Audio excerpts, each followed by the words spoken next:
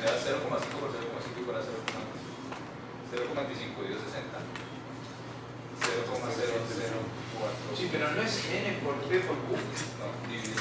Ah, lo que pasa es que, recuerda, ahí hay un problema. Ahí hay un problema. Y esa es la varianza para la binomial. Pero si vas a la otra, recuerda que siempre es esta No, la está que bien. se Entonces tiene sí que es el aplicar. resultado del día. ¿Sí? Es el Es el 178. La OPA y la SOPA. 16. Ajá. Ah, sí. Venga, yo Después se calcula sigma, pero sigma se calcula de esta manera. P por q sobre 12. Eso. Que pagar de Menos que el 30 está correcto sobre raíz, pero todo eso. programa aspirando. Pero no es 46. Y después entonces lo que hay que hacer es calcular z, que se calcula a través de esta fórmula. X quiero 42, que es el número del caso positivo. Bueno, vamos a hacerlo y lo voy a hacer paso a paso para que lo observen y las personas que no estuvieron, digamos, desde el principio de la clase, comprendan bien lo que vamos a hacer. Entonces, Y lo que estuvimos, vamos a entender. siempre entonces se trabaja con estos problemas son con una aproximación binomial. Esa es la aproximación que vamos a hacer. Entonces, vamos a extraer los datos del problema. A ver entonces, Luisa, dame los datos del problema. ¿N cuánto vale? 60 estudiantes. 60 estudiantes, muy bien. ¿Cuánto vale? ¿Cuántos son los signos positivos? 40. 42, ¿cierto? Lee el Total de problema, ¿cierto? 42 respondieron que sí. Eso, entonces los signos positivos, los signos más, son iguales a 42. Muy bien. ¿Cuánto es alfa?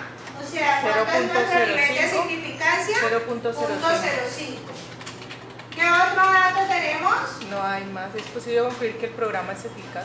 Bueno, entonces, de allí como nosotros sabemos que tenemos que hacer una aproximación binomial, entonces nosotros tenemos que saber cuál es la P, cuál es la proporción. ¿Cuál es P? Siempre entonces en estos casos, ¿cómo vamos a tomar esa P? 0.5. Muy bien. ¿Es eficaz o no? ¿Sí? ¿0.5 o 0.5? Esa es la relación.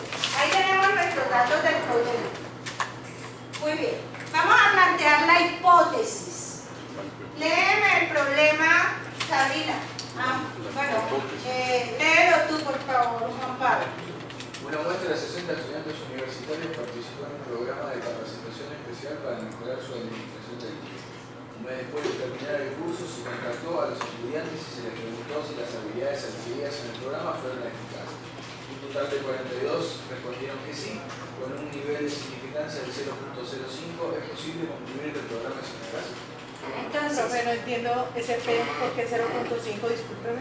este P. Vamos a explicar de nuevo por qué este P es 0.5. Resulta que en esta prueba de signos nosotros podemos hacer una aproximación de los resultados porque solamente tenemos dos respuestas, más o menos, ¿sí?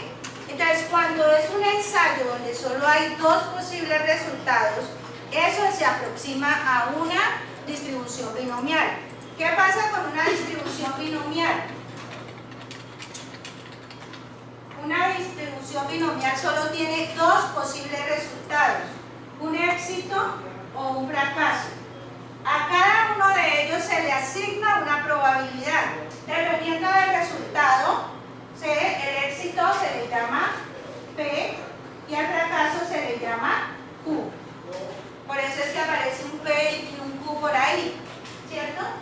Como en este caso, nosotros vamos a decir, bueno, el programa es eficaz o no, asignamos una probabilidad de 0.5. ¿Es eficaz 0.5? ¿No es eficaz 0.5? Ahí tenemos ese resultado. Por eso este P es 0.5. Siempre será. Siempre va a ser 0.5 en esta aproximación que estamos haciendo aquí. No siempre es así, ¿no? Cuando tenemos binomiales, nosotros podemos tener P igual a 0.6, a 0.7, a 0.8, dependiendo de Se lo explicita que el problema es de la binomial y los resultados tienen que dar como esa posibilidad de pensar que P es diferente de 0.5. Pero ¿por qué volvemos a subir esto? Porque en el estudio anterior que le dice esa probabilidad. Digamos, Sí. un P como 0,7. No, por ejemplo, vámonos a una encuesta de opinión. Una encuesta de opinión, por ejemplo, en términos de eso, por ejemplo. O por ejemplo, en suspender o abolir completamente las corridas de toros. Entonces, si se hace, en este momento uno podría suponer que mitad y mitad pueden estar de acuerdo y la otra mitad no de acuerdo, es 0.5 y 0.5. Pero si tú vas a tu muestra y resulta que 0.8 están de acuerdo en que ya no haya más, que se terminen ese 0.8 es el que va a ser tu alterna, ¿sí? En ese caso, mayor, es el mayor a 0.5. Pero en un estudio anterior, por ejemplo, en una encuesta de candidatos a cierto puesto burocrático, se sabe que la votación puede ser mayor a 0.5, que puede ser 0.6 o que puede ser 0.7. Entonces, si uno tiene por referencia o por un estudio anterior o tiene conocimiento de ya una proporción, un porcentaje conocido para ese resultado, ese sería el valor de P. Un valor previo de referencia. El valor previo de referencia. Y nosotros haríamos una alternativa de acuerdo con el valor de nuestra muestra. Eso es. ¿Sí? Muy bien. Entonces, comprendido ahí el punto 5.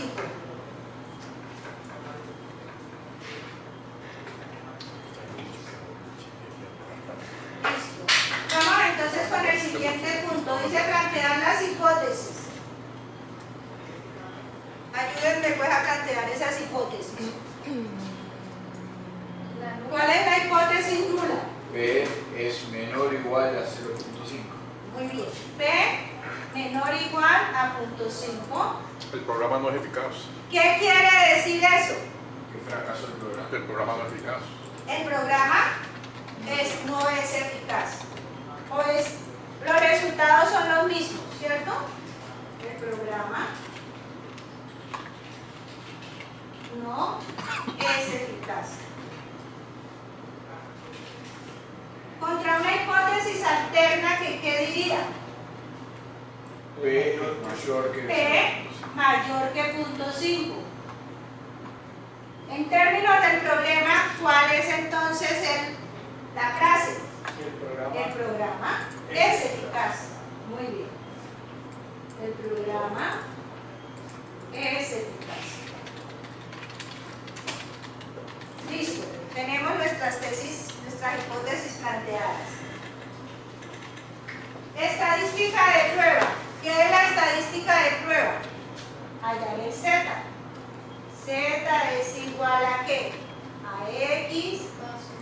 En este caso, menos o más. menos. ¿Cuánto nos dieron entonces? ¿Cuánto es n medios? No, 30. N medios nos va a dar 30. ¿Qué pasa con ese 30? Tenemos que comparar ese valor con los signos más. ¿Cómo fueron? 30 nos dio menor que 42. Cuando ese n medios es menor, ¿el signo a qué es igual? ¿A menos o a más? No.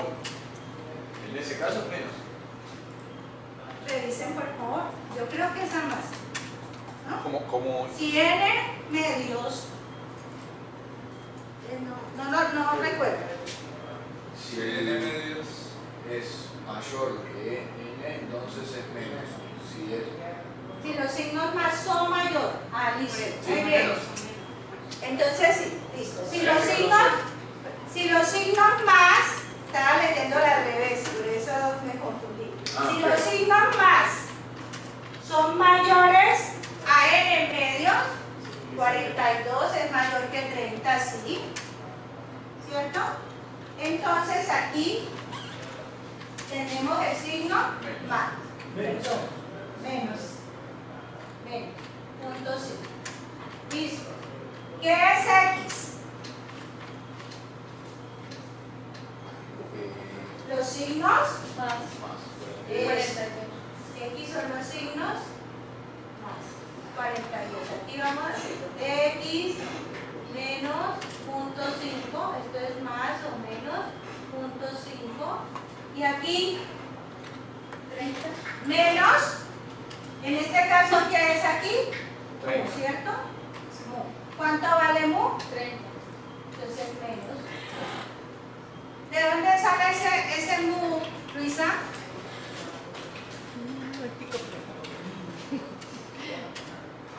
No Ese sé. 30 que acabamos de colocar allá, ¿de dónde sale? No sé. Ese es el cálculo de la media de la binomial. ¿Cómo se calcula la media de la binomial? Mu es igual a n por p. ¿Cuánto es n? 60. ¿Cuánto es p? Punto 5. ¿Cuánto nos da mu? 30. De ahí sale. ¿Sí? Esa es la forma de hallar ese mu. Muy bien. ¿Cómo así que se está por 0.5 a 30? En la mitad, Ah, ya sé. 60 medios. Muy bien. Ahora, sobre, en este caso, raíz de P por Q sobre N, ¿cierto? 0.5 por 0.5 sobre Entonces, ¿es raíz de qué? De punto 5 por punto 5 sobre 60. Todo sobre el radical. Exactamente. Muy bien. ¿Cuánto nos da esto? Ahora sí. Ese es el Z de prueba. Es el estadístico para nosotros hacer la prueba. ¿Cuánto va a ser raíz?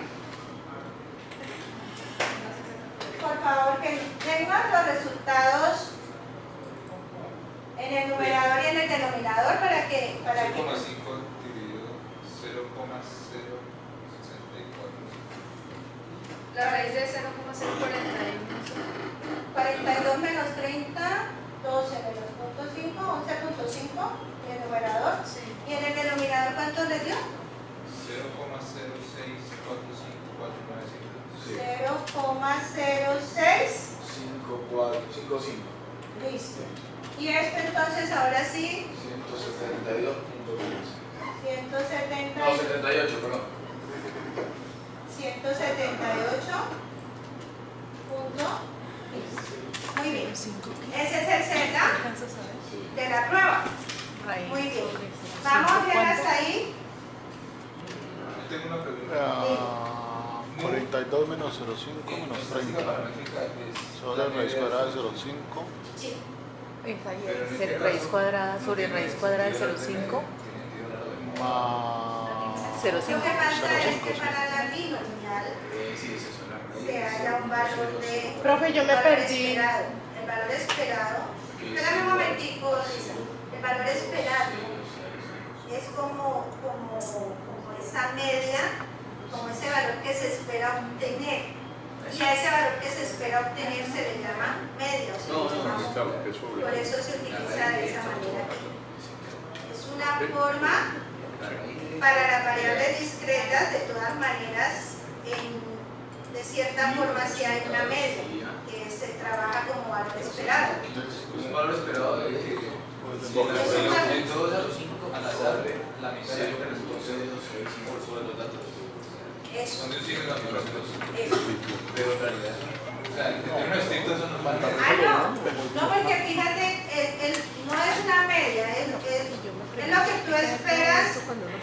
Por ejemplo, cuando nosotros tenemos el valor promedio de las calificaciones en este curso, por ejemplo, yo quiero calificarlos y ustedes van a hacer calificados de 1 a 5. Entonces un valor promedio es lo que yo espero obtener como resultado del curso que estamos dando. Ese valor medio, ese valor esperado, es un valor del promedio de todas las calificaciones de ustedes. Cuando uno define valor esperado de X, ¿sí? Este es mu. Esto en general, el valor esperado es mu. Para las variables continuas no tiene problema, es el promedio. Cada distribución tiene un valor esperado, ¿sí? La uniforme, la hipergeométrica, la binomial, la Poisson, todas tienen un valor esperado. A ese valor esperado en la estadística siempre se le llama mu. Es el parámetro poblacional. ¿Sí? Muy bien.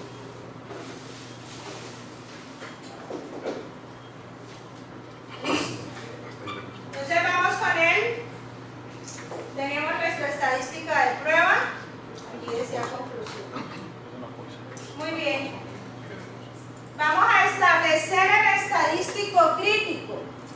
El estadístico crítico, ¿qué es? En la zona de rechazo.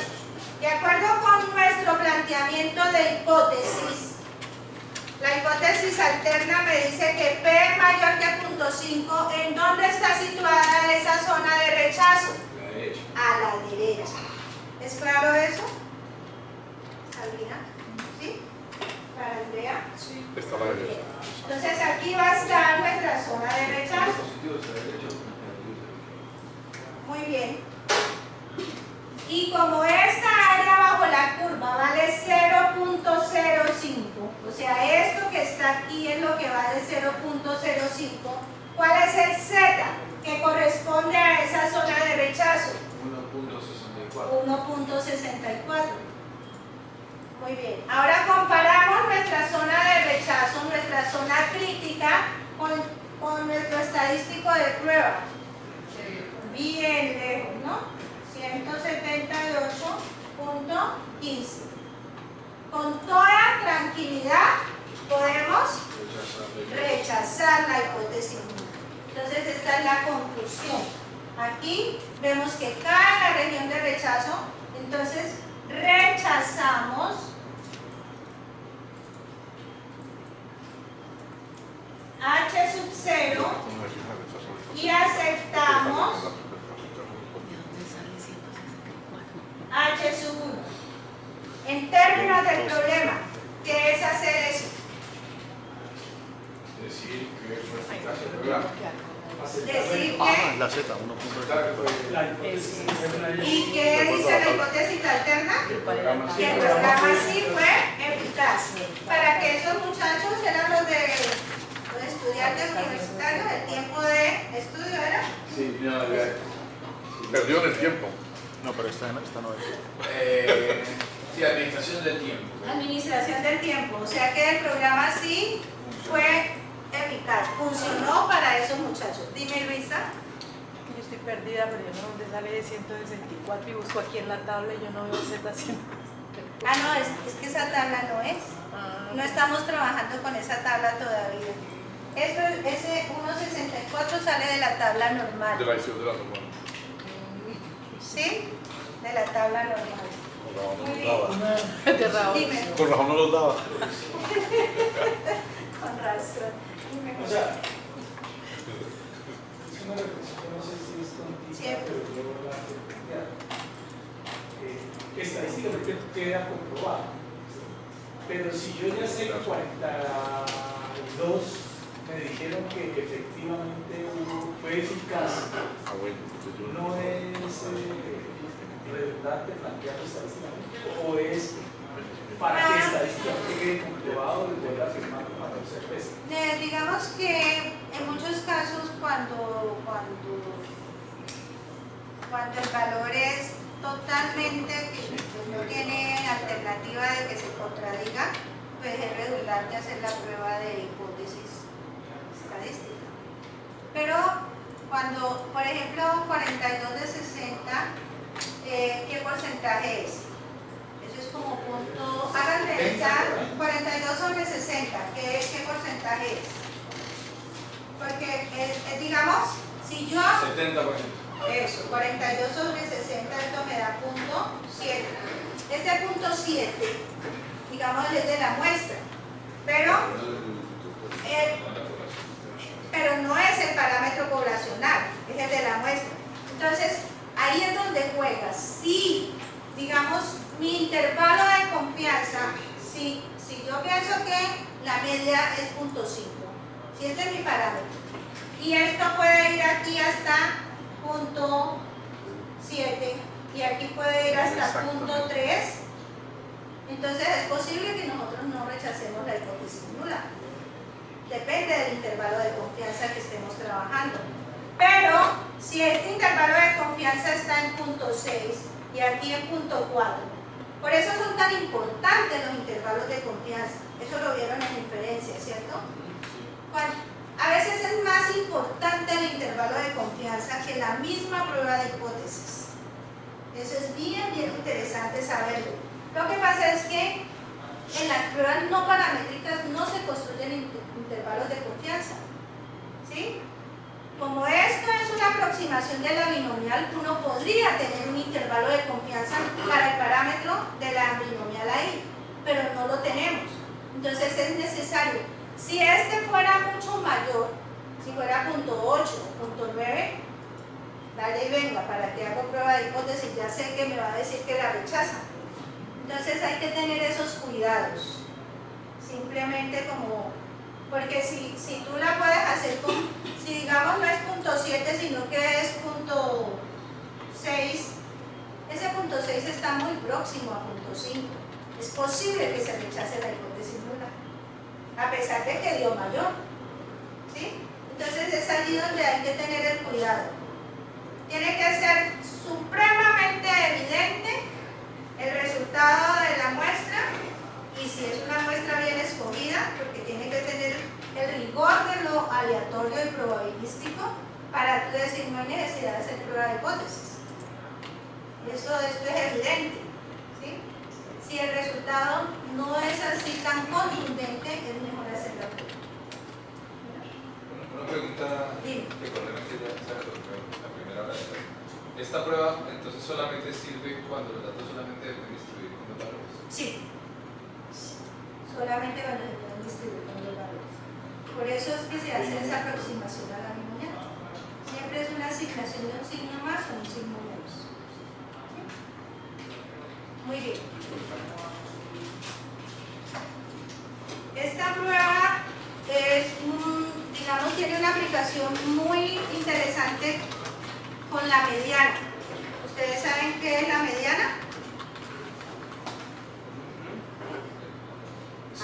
Recordemos qué es la mediana, porque el siguiente ejercicio, que es el último que vamos a hacer con la aproximación a la binomial, tiene que ver con un planteamiento de una mediana.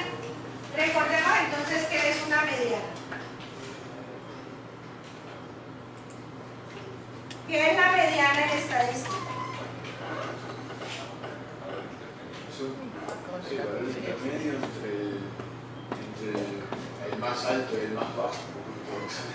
Aunque la mitad de la distribución está hacia la derecha y la mitad hacia la izquierda. O sea que se reparte cuánto y cuánto. 50 o 50. Esa es la definición de mediana, no lo olviden. La mediana me indica el 50% por debajo de ella y el otro 50% por encima de ella. Siempre la mediana da ese valor, ¿sí? Entonces es un valor muy importante. Cuando uno hace problemas sociales, políticos, a veces la mediana, más que la media, porque la media a veces no la podemos calcular, pero la mediana sí. Si estamos contando siempre personas, la mediana nos sirve perfectamente, 50% por debajo, 50% por encima. O los rangos percentiles, por ejemplo el 25% o el 75%, saber qué ubicación tiene un grupo de personas en un percentil dado. La mediana es el percentil 50, esa es la mediana. Y es muy importante saber cómo podemos trabajar con esos valores. Entonces, ya recordamos muy bien qué es la mediana.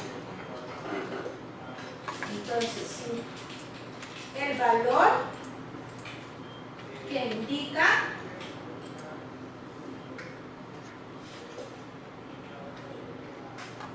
que el 50% de los datos están por debajo y el otro 50 por encima. Muy bien, ese es el concepto de mediano. Veamos entonces el siguiente problema. ¿Para qué trata? ¿Cómo?